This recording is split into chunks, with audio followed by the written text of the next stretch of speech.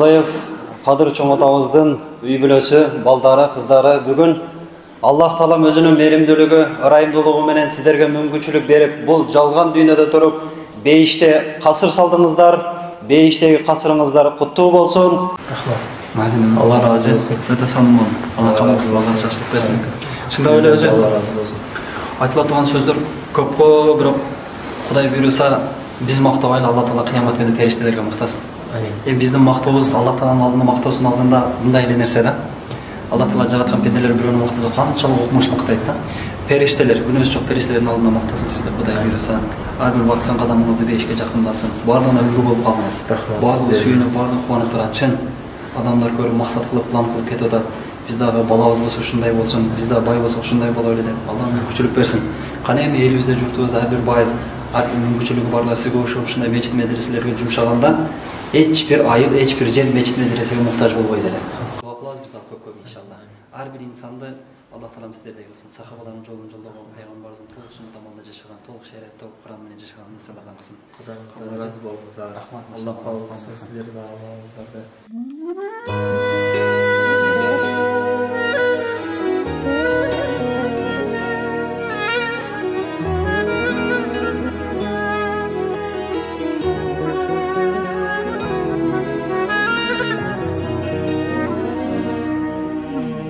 ذكر وموعظة ونور فيه شفاء للصدور وشفيعنا يوم النشور آياته تروي المدى وصفاته نبع الهدى نلقى الجنان بحبه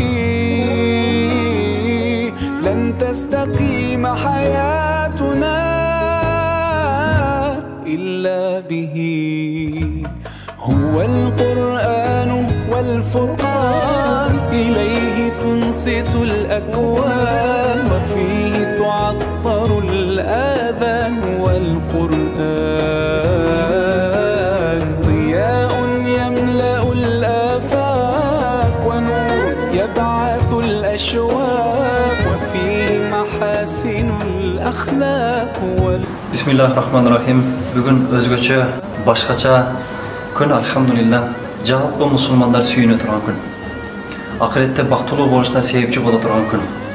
Аллах Тааламдын күнөөсү жок периштелери дагы ушундай бир асманда майрамдап жаткан майрам күн.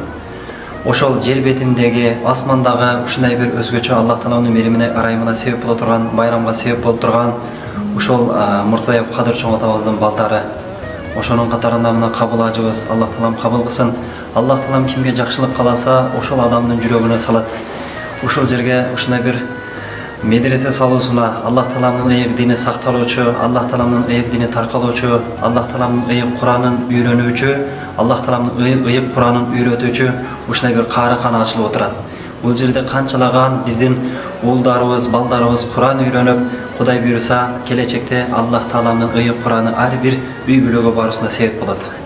Канча кары чыга турган болсо, ошол карылар канчалык соопко эгедер боло турган болсо, көп болушу мүмкүн, бирок аз эмес, ошол сооптарга эгедер болуп турат ошол Кадыр чоң атабыздын үй бүлөсү. Бул үй бүлө ушундай Аллах Таалам сахабалардын үй бүлөсүн дин менетине кабыл кылгандай, ушул үй бүлөнү дагы Аллах Таалам дин менетине кабыл кылган. Сахабалардын үй бүлөсү ушундай дин таркатуучулардан болгон. Бул үй бүлө дагы ушундай дин таркатуучулардан. Сахабалардын үй бүлөсү бейиштик үй бүлө. Биз дагы үмүт кылабыз, ушул үй бүлө дагы бейиштик үй бүлө. Сахабалардын үй бүлөсүнөн Аллах Таалам ыраазы болгон эле. Ушул Кадыр чоң атабыздын үй бүлөсүдөн, алардан таркаган урпактарынан, зурияттарынан дагы Аллах Таалам ыраазы болуп, ушул үй бүлөлөрдү дагы Аллах Таалам бейиштик үй бүлөлөрдөн кылган болсун. Сахабалардын үй бүлөлөрү кыямат күнү биринчилерден болуп, күнөөсү жок, сурак сабалсыз бейиштин каалаган эшиктеринен кирүүчү үй бүлөлөрдөн болуп эсептелинет.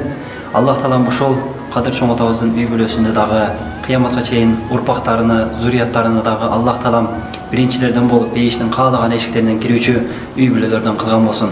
Биз Ыйман Аманат коомдук кайрымдуулук фонду ушул убактан пайдаланып, Аллах Тааланын үйүндө туруп терең ыраазычылык билдиребиз ушул кабыл ажыбызга, Данияр ажыбызга күндү күндөбөй, түндү түндөбөй ушундай бейиш сыртынан ичи көрүнүп турат, ичиден сырты көрүнүп турат. Ал бейишке кимдер кирет десе, элге тамак берген, жетим жесирлердин башын сылаган, аз камсыз болгон үй-бүлөлөргө жардам берген, мечит медресе салган ушундай бейиштик инсандар деп келет. Биз азыркы жашоодо ушул үй-бүлөлөрдөн көрүп атабыз, ушундай сахабалар учурунда жалпы үммөткө үлгү болду эле.